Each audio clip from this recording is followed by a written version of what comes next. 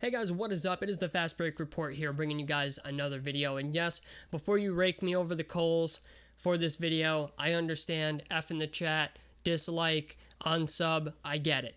My brother, as we speak, is grilling me over making this bet. But I'm gonna explain why I did this, and maybe you guys will understand as well.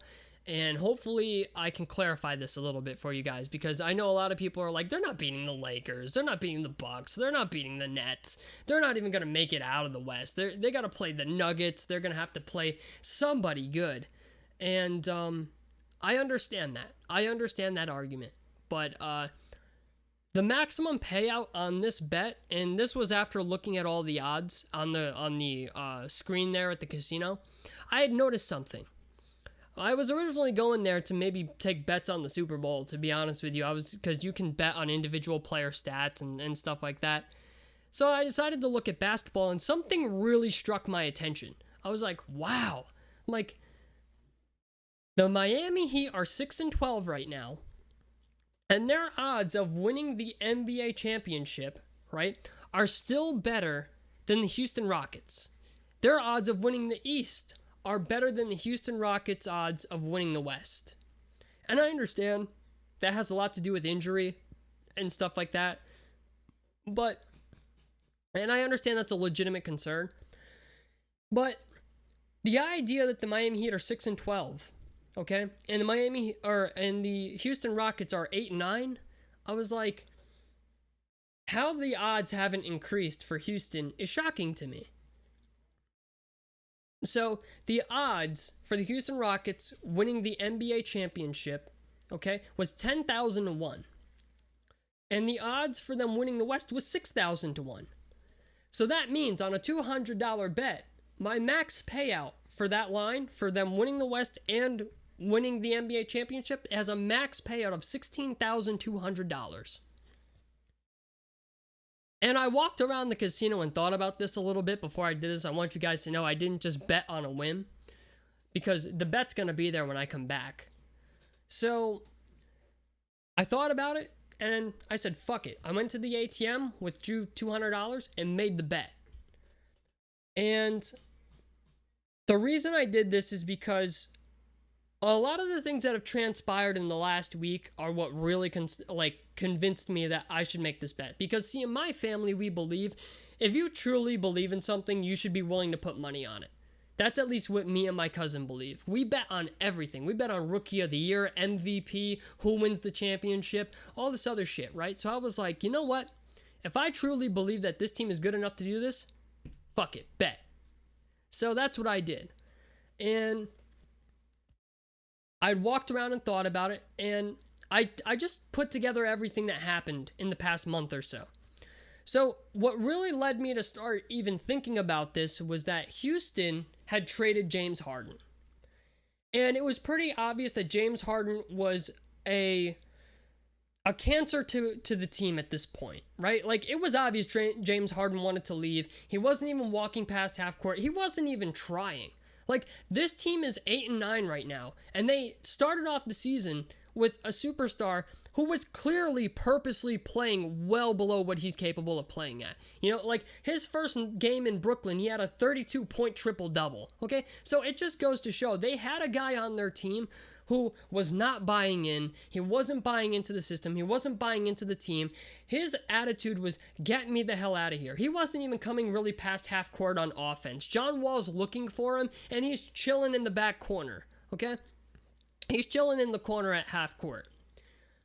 So it was obvious James Harden was going to get traded. Now, I didn't think that the Rockets would get as much draft capital as they did for James Harden, and they did. They grabbed like 4 future first rounders, and they got Victor Oladipo. And as a Pacers fan, okay, I know how good Victor Oladipo is. I know how good he is as a defender. I understand how good he is in clutch time. I understand how good he is at going out and getting buckets. Okay, Victor Oladipo is a scorer. Regardless of whether people want to acknowledge that or not, he's not a superstar by any means, but he's a star player in this league. Victor Oladipo can play defense and go out and get you a bucket. And I understand he's on a 1-year deal. But now Houston has to try to convince Victor Oladipo to stay there. And that is where things start getting interesting. So I understood now at this point, they had Oladipo and they had John Wall, and instantly, like, this duo seems like it's pretty good. Like, they seem like they're on the same page. John Wall is distributing. They're running around. They're shooting shots. They're playing well together. Like, they actually look like they're having a good time. Like, if you watch the Rockets play now compared to how they played when James Harden was there, you can tell, like, they were not happy. They're like, dude, our best player doesn't even believe in us. And I think that is also going to be a huge chip on John Wall's shoulder and DeMarcus Cousins and every player on that team. I think they're all playing with a chip on their shoulder because of the way that James Harden acted when they were there. That, I think, says a lot as well. I think that has a lot to do with this also, is the idea that one of the top players in the NBA thought you guys sucked. And now you're playing very well as a unit.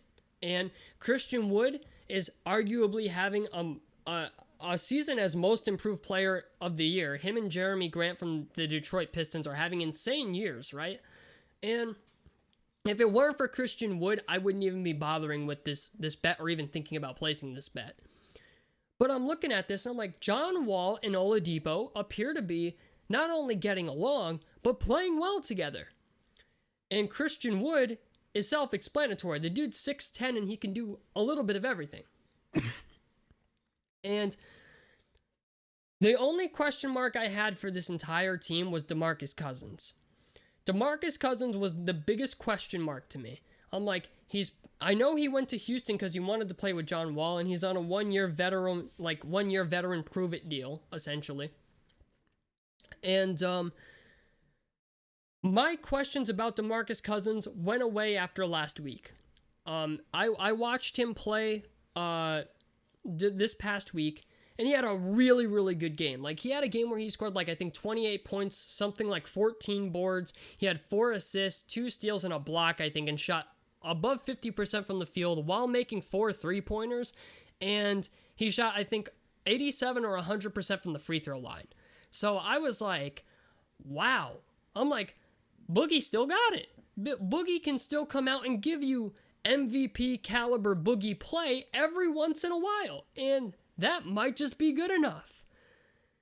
So I was like, okay, like, what's going on in Houston right now? By the time March rolls around, right, they still got a whole another month to play together, pretty much another month and a half that they can play together, and they're looking good already. Like, they're looking like they're a unit that's getting ready to come out here and take the league by storm. So I was like, all right, let's look at their draft capital, right? Because that's what they acquired for James Harden, was a bunch of draft picks, and they got Oladipo. What can they do to make this team better? And the biggest question mark with this team is essentially the backup point guard position and the backup center position. I think those are the biggest question marks on this team. And the reason I say that is because come the playoffs, right? Come playoff time, the Rockets starting 5 is most likely going to be John Wall, Victor Oladipo, Daniel House, Christian Wood, and DeMarcus Cousins, right? So now they got to fill the point guard position and the center spot. So if they fill those 2 spots, they're going to be good as gold, I think. I think they have a chance to be a really, really good and deep team.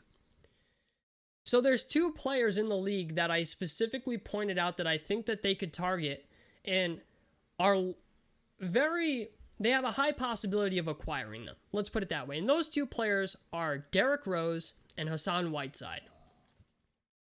And the reason I say this is because at this point, Detroit is looking to move Derrick Rose. He's 32 years old. He's got 1 year left on his deal. It's only a $7 million contract. They are clearly either trying to get somebody better who's younger, or they're trying to acquire some draft capital for Derrick Rose. They need one of the 2 things.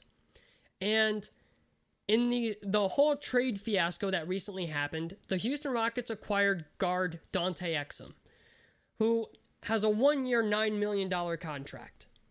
And Dante Exum is not Derrick Rose, but you throw in a first round pick, a future first round pick, let's say a 2023, 2024 first rounder, and they might actually do that. Because let's be honest, the Detroit Pistons are in a rebuild mode, right? They have Blake Griffin, who I think they're going to try to move at the deadline. I think they're going to try to move Derrick Rose at the deadline. They need to try to get something. That's what they need to do. They need to try to get something for Blake Griffin and Derrick Rose before their contracts expire, or they're going to be dead in the water. So, I think it's very likely that Houston could offer up a guy like Dante Exum and a future first-round pick for Derrick Rose.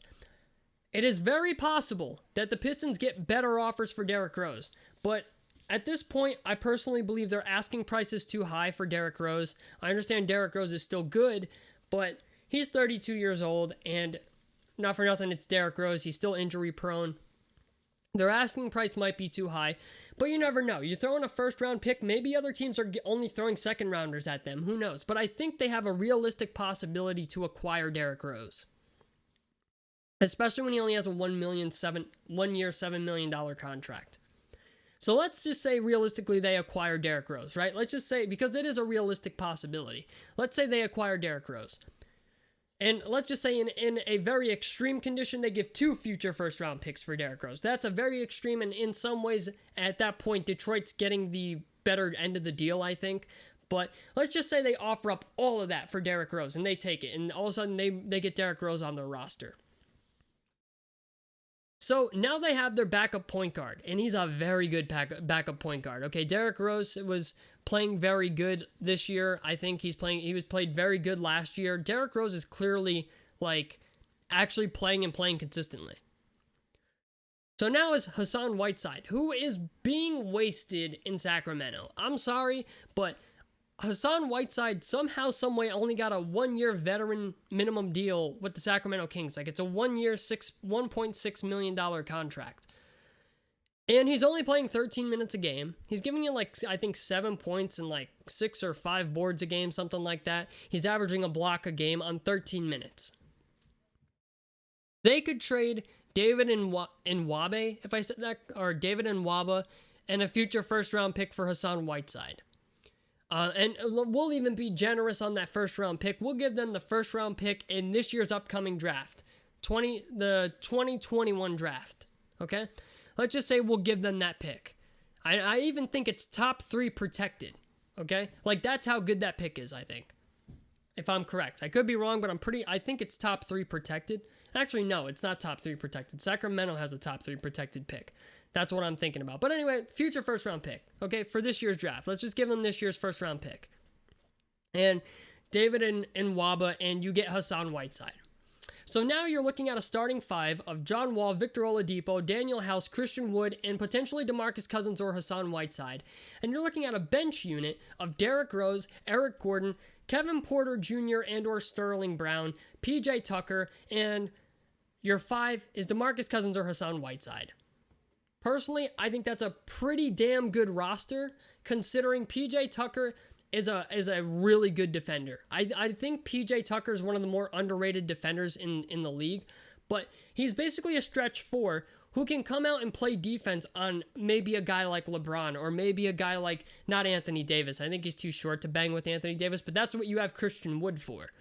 And even if you need in the starting lineup, you can throw in a guy like PJ Tucker in the starting lineup to, attempt to put him on LeBron.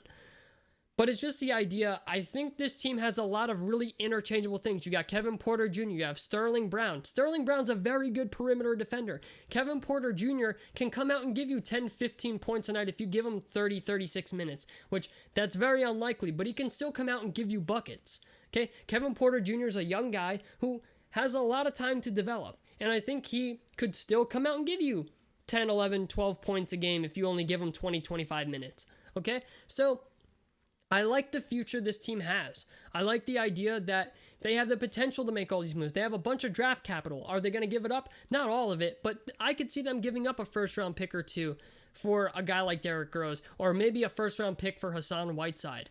They could do these types of things. They could acquire a guy like Hassan Whiteside. They have the ability to acquire a guy like Derrick Rose. And if they do that, then I think it's very likely that Victor Oladipo comes back. And yes, while these guys have very small deals, you know, if this team is winning, right, and this team has a really good chemistry, let's just say like the four or five guys they have now are playing very well together. If they can convince Oladipo to come back, they can probably get DeMarcus Cousins for the low.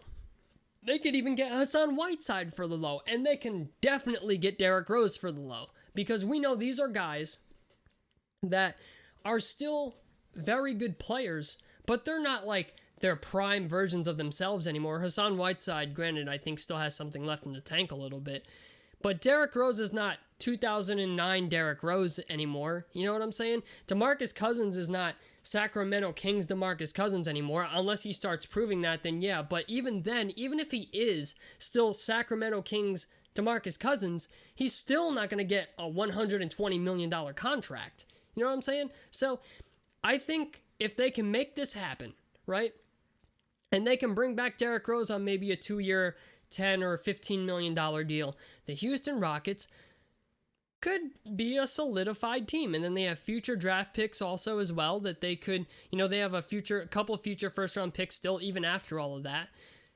They could make a serious move.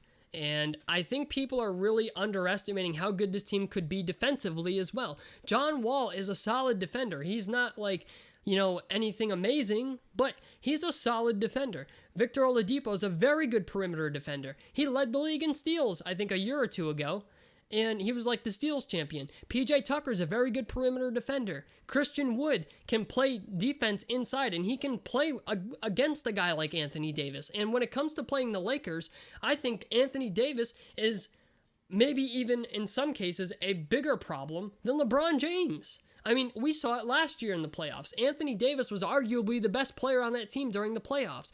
And when you have a guy like Christian Wood, who is also 6'10", who is playing out of his mind, you have something. So that's why I did it, yes. Is it a risky bet? Sure, I guess. But it's just the idea, the payout on this is insane. If they can make some moves at the deadline. It doesn't even have to be Derrick Rose that they get. I'm not even kidding. It doesn't have to be Derrick Rose. If they can pick up Hassan Whiteside, okay, or maybe Andre Drummond somehow gets bought out, right? Let's just say, hypothetically speaking, Andre Drummond gets bought out and they sign Andre Drummond. That's a possibility as well. All I'm saying is Houston has a lot of assets. They have a lot of assets, and they could acquire a guy like Lonzo Ball. I mean, all they really need is a point guard who can distribute and play defense off the bench. They don't even need a shooter. They have Eric Gordon, they have Sterling Brown, they have Kevin Porter Jr., they have PJ Tucker. I mean, Lonzo Ball doesn't have to be able to shoot threes to play on the Houston Rockets. Yes, his contract is more expensive than Derrick Rose's, and you maybe have to, I don't know, throw in another player to maybe make the money line up. But you could get a guy like Lonzo Ball and have a 6'6" point guard as your bench point guard. Sean Livingston played for the Warriors and was a 6'6" point guard. Or 6'6", 6'8", or something like that. He was a point guard. And I think he was like 6'5". I think it was maybe an inch shorter than Lonzo. I don't know. I know Sean Livingston was pretty tall. And he was a point guard for the Warriors. He wasn't like a guy who was going to come out and kill you from three-point range. But the idea that they had size that they could put out there was huge for them. Sean Livingston was a really decent bench asset for the Warriors. So if you could get Lonzo Ball and have him play a Sean Livingston type of role where he distributes, maybe attacks the basket once in a while, hits a little, close range shot, but as long as he can distribute and play defense, that's what they need. Defense matters in the playoffs, not in the regular season. And I personally think Houston has all the pieces responsible to be able to match up with some of these teams. Like the Bucks. When you play against the Bucks, who do you have to stop? Giannis. That's it. And teams are figuring Giannis out. Like, as much as Giannis, I think, is a great player, and I think he's a generational type talent, and it's just the idea, Giannis is getting to the point where he has to develop his jump shot. Okay? He's number 6 in the league right now as small forward. Like, his MVP days, I think, are gone at this point unless he develops a jump shot. And teams are figuring him out. The Raptors figured him out. And as long as you can clog the lane on Giannis, you force him to shoot jump shots, and you've basically won the game. You play against the Lakers, you really have to stop Anthony Davis. You can get away with LeBron maybe torching you, but you can't get away with Anthony Davis and LeBron torching you. And in the playoffs, to be fair, I almost think in the playoffs that they would maybe put Christian Wood on Anthony Davis and a guy like PJ Tucker on LeBron or Victor Oladipo or somebody who was a decent perimeter defender. So they have guys that can actually do that.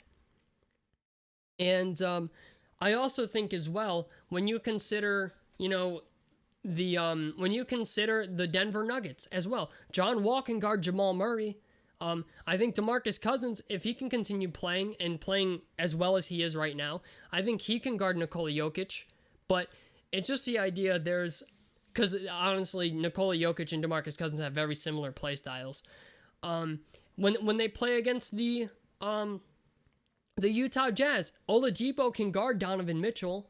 Okay, Rudy Gobert down low, you can throw in a guy like Hassan Whiteside or DeMarcus Cousins and live with that. It's just the idea. I think that the Houston Rockets have a lot of potential, and I don't think people truly realize that. And I think if they can make some moves and they can grab a decent point guard or, find a way to rob somebody of a decent point guard, I don't know who, but if they could get a Lonzo Ball, if they can get a Derrick Rose, and if they can get like a Hassan Whiteside or even a JaVale McGee, who cares? Just get something. Okay, if you can get a decent bench unit going on Houston, and they have the assets to do so, and they're probably going to have to do so in order to keep Victor Oladipo there, I think they're going to make moves. I think they're going to make moves come March 25th. So, hope you guys enjoyed the video. Tell me what you guys think down below in the comment section below. A like helps me out. Subscribe if you guys want to see more. This has been the Fast Break Report, and I'm out of here. Peace, guys.